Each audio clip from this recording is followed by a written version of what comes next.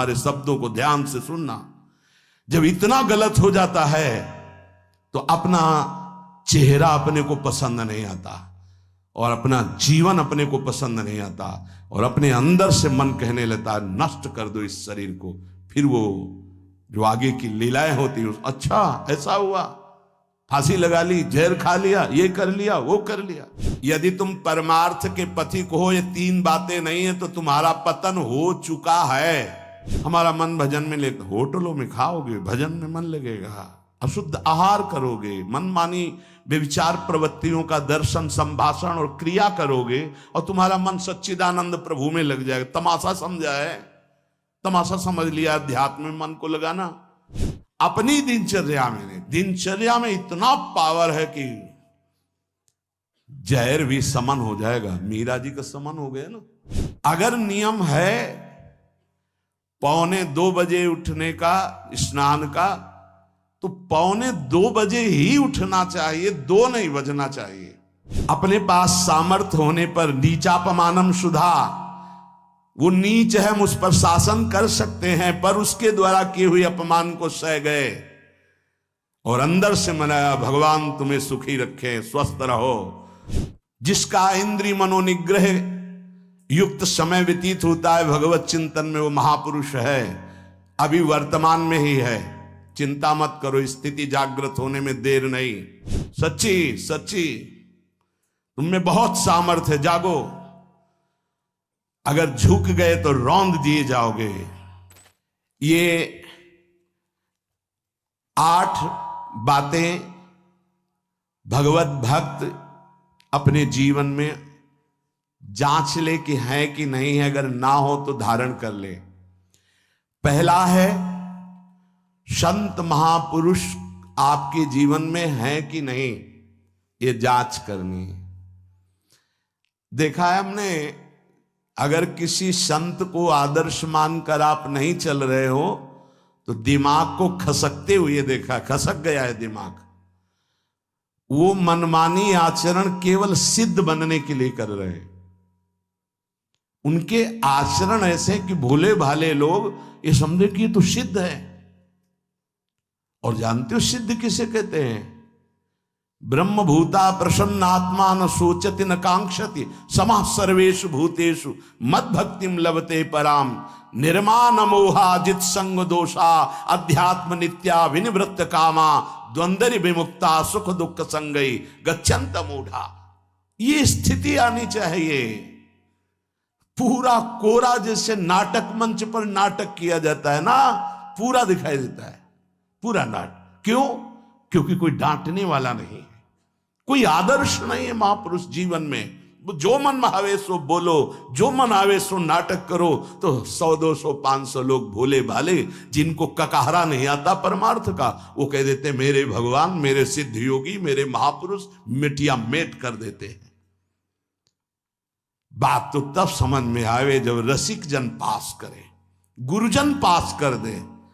अपने मन से कुछ नहीं होता, जिसे महापुरुष पास कर दे वही होता है। संत महापुरुष कहे ठीक चल रहे हो, ठीक है, या वो मौन स्वीकृति दे दे, ठीक है। अपने मन से सिद्ध बनने पर सिद्ध थोड़ी कोई हो जाता है। जीवन में तुम्हारे संत हैं कि नहीं, बस इतनी बात देखो। अब एक भगत जी आए थे, अपने लोग तो सबका आदर ही करते हैं। उनका दिव्य रूप से हनुमान जी हमारे सामने प्रकट हुए थे। सच्ची बात कह रहे हैं, जिस समय दिव्य रूप हनुमान जी ने धारण किया तो हनुमान जी महाराज के ही भाई पवन पुत्र भीम कंपायमान थे। भीम जैसे हनुमान जी वैसे भीम, बड़े बड़े पर्वतों को अपनी टक्कर से चूर करने की सामर्थ्य रखने वाले। अभी पैदा ही हुए थे भीम और गोद में लिए हुए माता कुंती चल रही थी।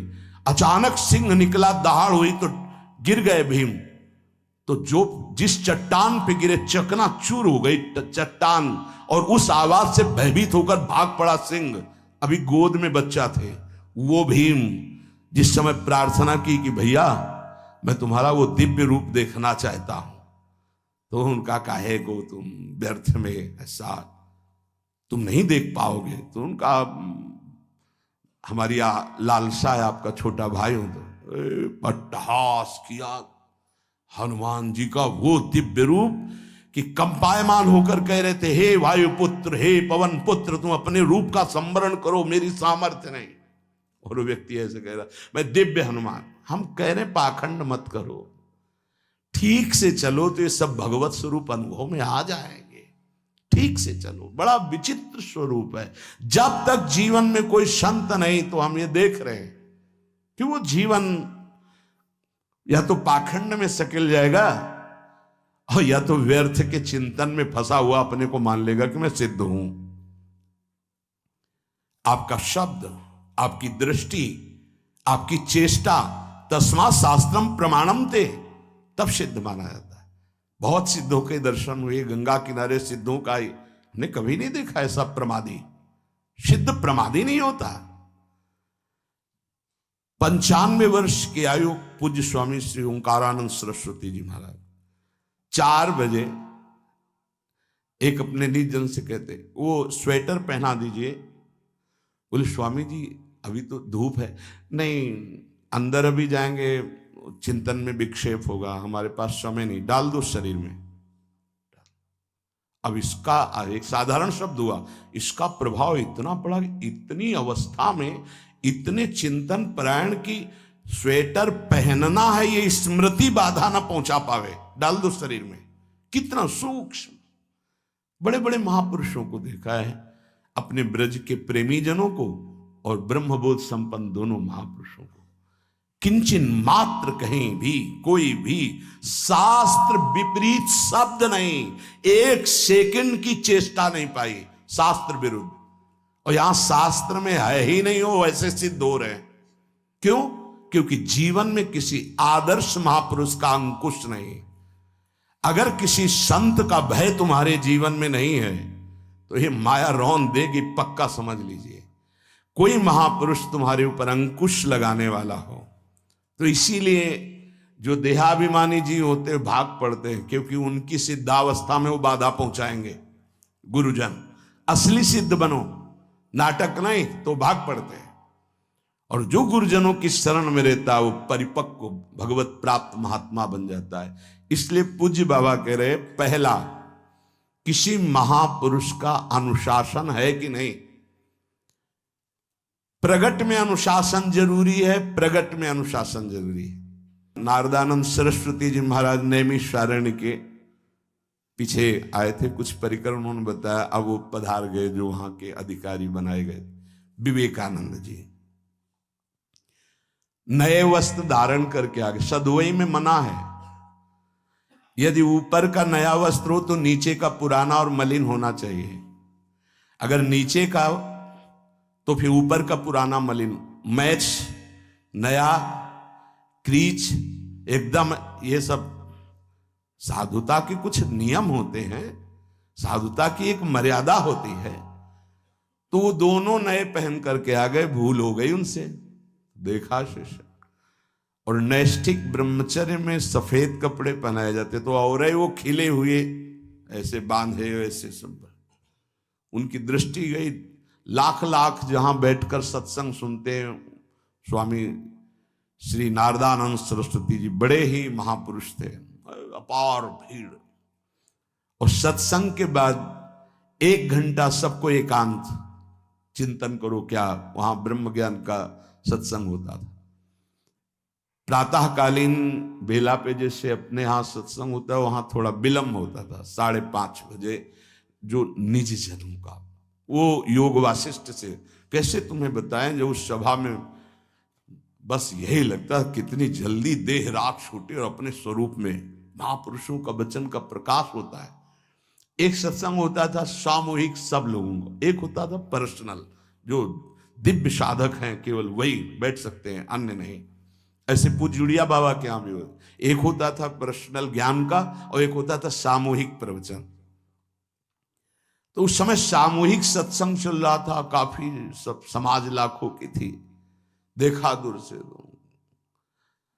एक शिष्य से कहा गौशाला में जाओ, गोबर को गीला कर दो। उनसे कहा विवेकानंद गोबर की छवियां भर करके यहां खड़े हो सत्संग के पास।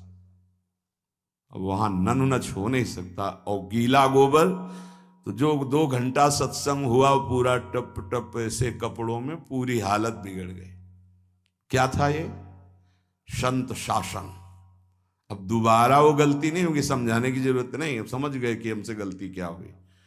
संत शासन नहीं है तो ये मन बहुत विचित्र है, बहुत विचित्र है।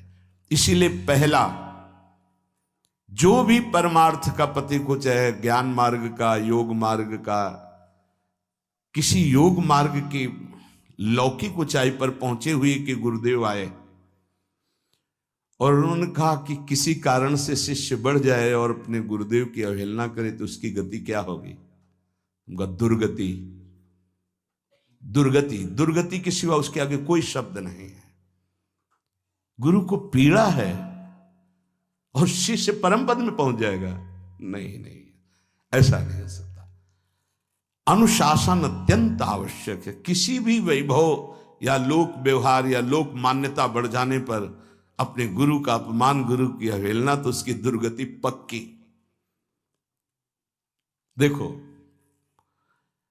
ये मन है, ये इंद्रियां हैं, ये अहम है, ये केवल गुरुदेव से ही वश में आता है, दूसरी जगह नहीं आता।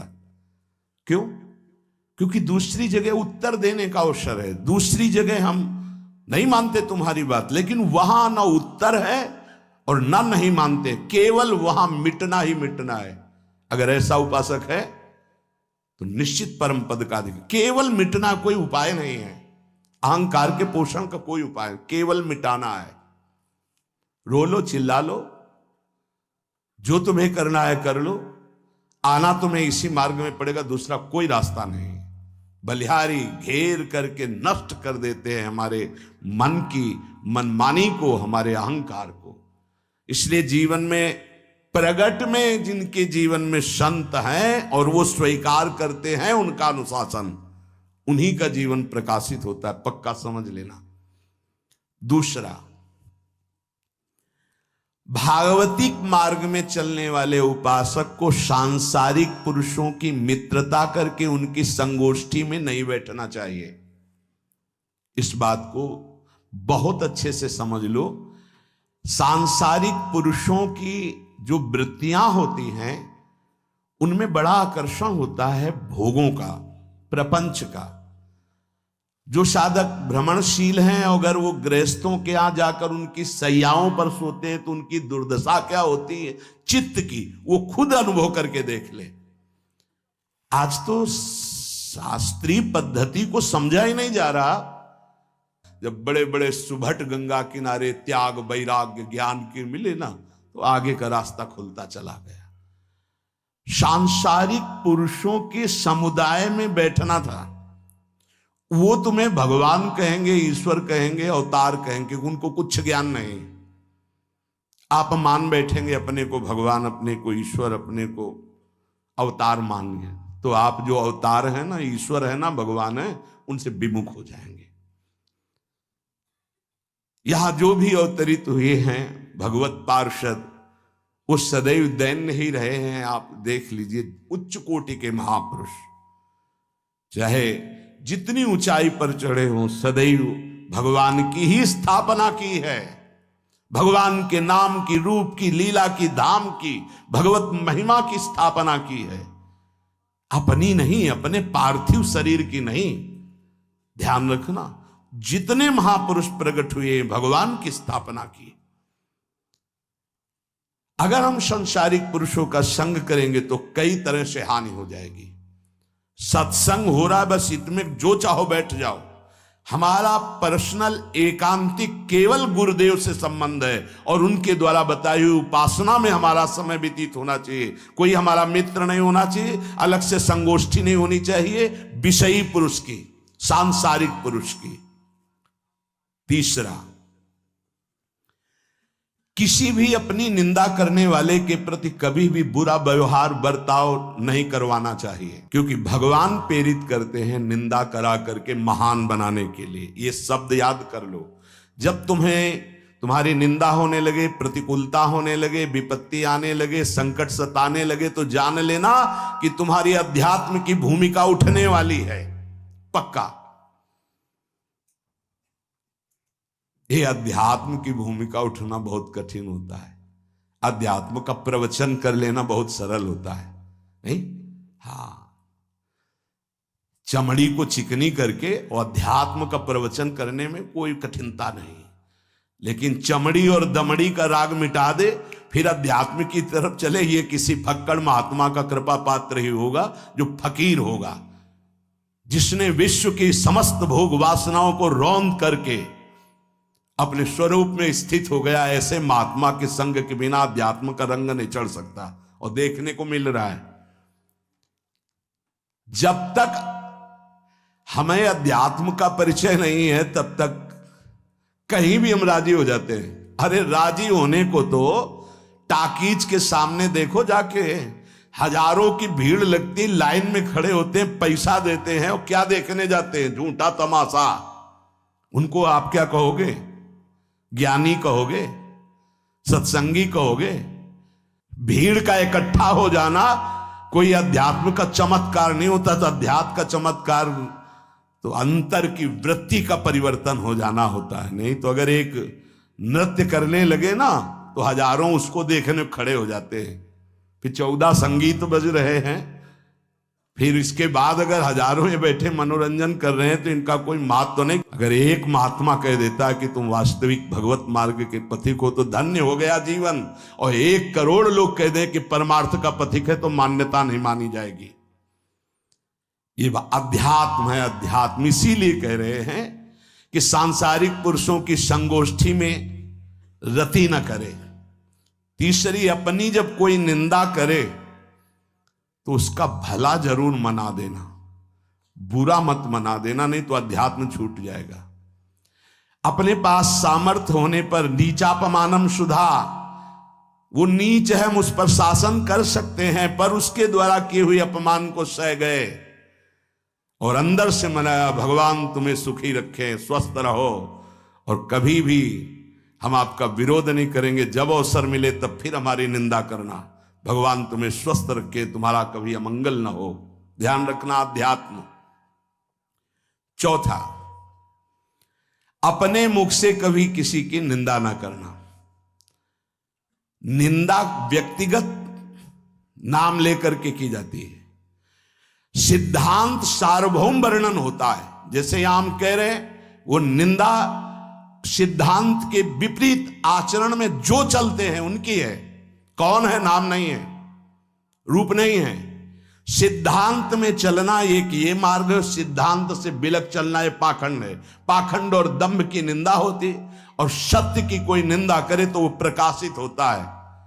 सत्य निंदा से ढकता नहीं। जैसे कोहरा थोड़ी देर के लिए सूर्य को ढकने का नाटक कर सकता है, लेकिन सूर्य जब प्रकाशित होगा तो कोहरे की धज्जियां उड़ जाएंगी। 5वां, मान लेने की इच्छा का त्याग करके अपने समीप जो भी आवे, छोटा बड़ा सबको प्यार और मान देना। ये 8 अच्छे उपासक में सब लक्षण पाए जाते हैं। दूसरों को मान देने का स्वभाव रखना, चाहे छोटा बच्चा ही क्यों न हो। ये नहीं कि धनी मानी बड़ा आकर के धन राशि दे रहा है तो उसका सम्मान हो रहा है, और एक छोटा प्रणाम कर रहा है उसकी तरफ देखा भी नहीं जा रहा। नहीं, बच्चे से लेकर कोई भी सबको एक ही प्यार की दृष्टि से देखना, भगवत भाव से देखना, अपने को मान रहित और दूसरों को मान देने का स्वभाव बना देना। 6वां, अपनी इंद्रियों को सदाचार परायण रखना। इंद्रियां ये सदैव व्यभिचार की तरफ भागती हैं। नेत्र व्यभिचार दोष, बार बार दूसरों के प्रति देखना आकर्षणकारी, कैसा भी दोष अंदर का भाव हो, नेत्र दोष। दूसरों की बातें सुनना, श्रवणेंद्रिय दोष। वाणी से दूसरों की चर्चा करना, वाणी, ऐसे हर इंद्रिय अपने व्यभिचार में जाना चाहती है। सदाचार परायण उपासक होता है। कल की बात है, कल चिंतन हो रहा था श्रीमद् भगवत गीता जी का। अगर उपासक में सदाचार इंद्रियों की पवित्रता नहीं है तो ढकोसला के सिवा कुछ नहीं रहेगा। अच्छे से समझ लो, इंद्रियों का विलास चल रहा, खुला दिखाई देता है, खुला। एक दृष्टि होती है, उसमें दिखाई देता है अंतर में ब्रह्म बैठा हुआ शांत मौन है, और ये समझ नहीं पा रहा, केवल नाटक पे लगा हुआ है। अपना मन, अपनी इंद्रियां यदि संयम में नहीं है, सदाचार में नहीं है, तो ढकोसला ही है, आडंबर ही है, नाटक ही है, पक्का समझ लीजिए। अगर वो संयमी नहीं है, जितेंद्रीय नहीं है, मनोनिग्रही नहीं, तो अध्यात्म क्या है? क्या प्रवचन हो रहा है? किस बात का प्रवचन हो रहा है? जो अनुभव हुआ उसका हो रहा है, शास्त्र सम्मत हो रहा है। जितेंद्रियता नहीं, इंद्रिय निग्रह नहीं, मनोनिग्रह नहीं। छठवां सदाचार परायण, अर्थात इंद्रिय और मन शास्त्राज्ञा के अनुसार चले। जिसका इंद्रिय मनोनिग्रह युक्त समय व्यतीत होता है भगवत चिंतन में, वो महापुरुष है। अभी वर्तमान में ही है, चिंता मत करो, स्थिति जागृत होने में देर नहीं। बंद रखो अपनी खिड़कियों को, कहीं माया की हवा ना घुस जाए। सच्ची सच्ची तुम में बहुत सामर्थ्य है, जागो। अगर झुक गए तो रौंद दिए जाओगे। एक एक बात अच्छे से समझ लो, मुस्कुरा के, प्रेम व्यवहार दिखा के, अपनापन करके फिर तुमको अधीन किया जाएगा। माया भगवती बहुत बलवती है, ऐसे करके फिर ऐसे प्रहार करती है, क्योंकि साधक बहुत प्रवीण है। ऐसे में अपने को बचा लेगा, लेकिन ऐसे में बचाना बहुत कठिन होता है। हमारी बात को समझ लेना, ऐसे में बचाना बहुत कठिन होता है, बहुत कठिन होता है। समर्पण का मिश, सेवा का मिश, अपनापन का मिश। हमारी इंद्री, हमारा मन बहुत धोखेबाज है, हमें कोई धोखा नहीं दे सकता। ये हमारा मन, हमारी इंद्रियां हमको धोखा देती है। साधु, साधक, परमार्थ पथिक, भक्त इस बात से परम सावधान। सदाचार और सरलता, संयम के साथ हमारा समय व्यतीत होना चाहिए। किसी के गवाही की जरूरत नहीं है, किसी के प्रमाण की जरूरत नहीं। आप खुद अपने हृदय की भूमिका को नाप लीजिएगा, कितनी ऊंचाई पर चढ़ रहे हो, आपको खुद अनुभव में समझ में आ जाएगा। जो इंद्रियों का गुलाम, मन के द्वारा भ्रष्ट आचरण करने वाला है, वो कुछ भी हो, कोई भी हो, कहीं भी हो, दुर्गति शब्द से ही संबंध है। जीते जी दुर्गति, फिर फांसी ऐसी लगे तेषम दुख न हो। सच्ची मानना, जब गलत हो जाता है आचरण, तो अपना मन अपने को कहता है नष्ट कर दो, ये जीवन किस काम का। होश में हमारे शब्दों को ध्यान से सुनना। जब इतना गलत हो जाता है तो अपना चेहरा अपने को पसंद नहीं आता, और अपना जीवन अपने को पसंद नहीं आता, और अपने अंदर से मन कहने लगता है नष्ट कर दो इस शरीर को। फिर वो जो आगे की लीलाएं होती है, अच्छा ऐसा हुआ, फांसी लगा ली, जहर खा लिया, ये कर लिया, वो कर लिया। वो इन्हीं इंद्रिय और मन की फिसलन को नहीं सह पाया। अच्छा, किसी महापुरुष का शासन नहीं था, नहीं, उस चूक में भी बचत हो जाती है। एक बहुत बड़े महापुरुष के समीप रहने वाले से चूक हो गई, तो उन्होंने अपने आसन के पास आसन लगवाया। सब साधुकों ने कहा कि बहुत बदनामी होगी, क्योंकि आपका नाम आगे है और वो आपके आश्रित है, ऐसा है किसी महापुरुष के। उन्होंने कहा तुम क्या समझते हो, ये बाया है, चूक हो गई, अब इसको कभी चूक नहीं होगी ऐसा बना देंगे, कभी त्रुटि नहीं होगी, इसको ऐसा बना देंगे। और वो फिर ब्रह्मावर्त बिठूर में रहे, और बहुत अच्छे महात्मा हैं, अब भी हैं। अगर संत का शासन है और आपसे चूक भी हो जाती है, तो ऐसा बना देंगे कि दोबारा चूक नहीं होगी। पर इंद्रिय और मन को छूट देकर मनमानी आचरण करने वाला कभी साधक नहीं हो सकता, पक्का।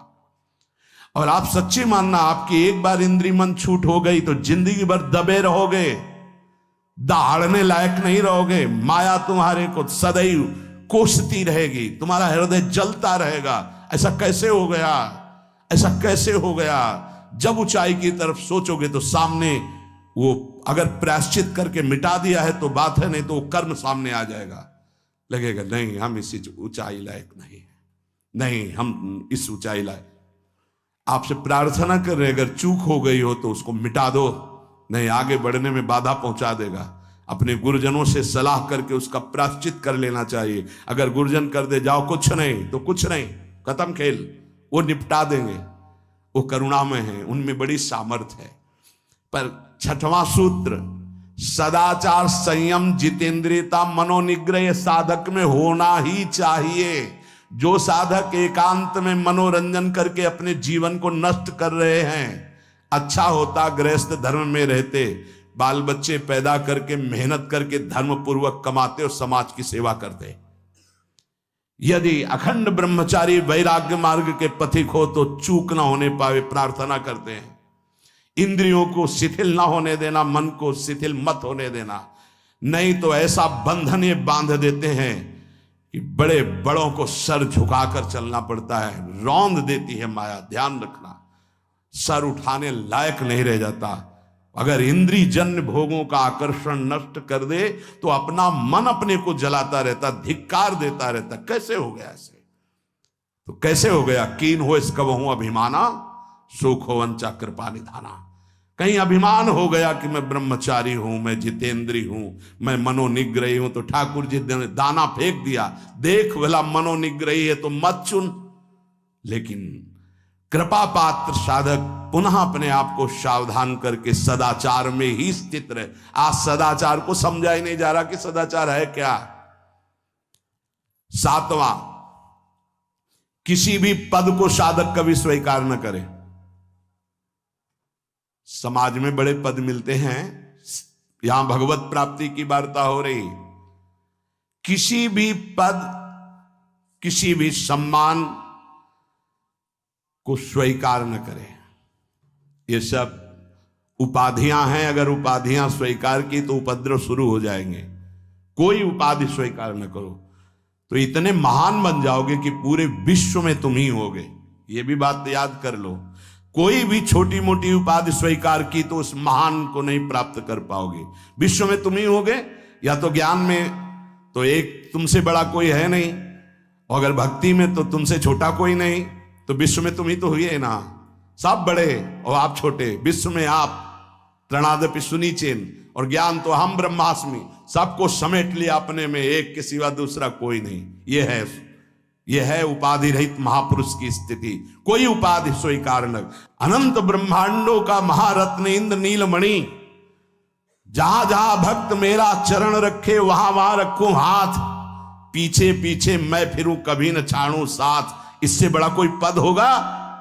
निरपेक्षम मुनिम शांतम निर्वैरम समदर्शनम अनुब्रजाम्य हम नित्यम पूयत्यंगुरेणु भी। जिसकी चरण रज लेने के लिए परब्रह्म परमात्मा पीछे डोलता है, वो है ये पद। जब कोई पद नहीं स्वीकार करता तो ये पद प्राप्त होता है। इसलिए सातवां, किसी भी उपाधि को, पद को साधक कभी स्वीकार न करे। आप यहां के अमुक बन करके अमुक नहीं, सेवाएं सब हैं पर सेवक हूं, कोई पद नहीं। देख लो बड़े बड़े महापुरुषों को। पूज्यपाद उड़िया बाबा जी ने जब देखा तो दंड का विसर्जन कर दिया कि पद की तरफ एक घसीट रहा है। गंगा जी में महाप्रभु चैतन्य देव ने गंगा जी में जो हमारे परम पद के बीच में आएगा वो सबका प्रवाहित कर देना ही उचित है। बहुत समझना, पूरे जीवन भर याद रखना, यह अध्यात्म है। अध्यात्म कभी कोई भी उपाधि स्वीकार ना करे। तो बहुत जल्दी उपाधियां सामने लिख दी जाती है, तभी कोई वो स्थिति ही नहीं आती। उपाधि, हमारे ब्रजमंडल में एक से एक महापुरुष हुए हैं। बाबा प्राण धन रहे हैं, कितने संत महापुरुष, और उनको यहां प्यार से ब्रजवासी जन मेरो बाबा, प्रिया प्रीतम के लाडले। कोई उपाधि नहीं, कोई पदवी नहीं, कोई प्रतिष्ठा नहीं। और आठवां, ये आखिरी, किसी भी परिस्थिति में अपने आराध्य देव का चिंतन ना छूटने पावे। पूर्णता, ये तभी हो सकता है जिसके जीवन में ये तीन बातें हैं। आखिरी वाली बात, किसी भी परिस्थिति में अपने लक्ष्य का चिंतन न छूटने पावे। ये तीन बातें जिसके जीवन में है तो ये आखिरी बात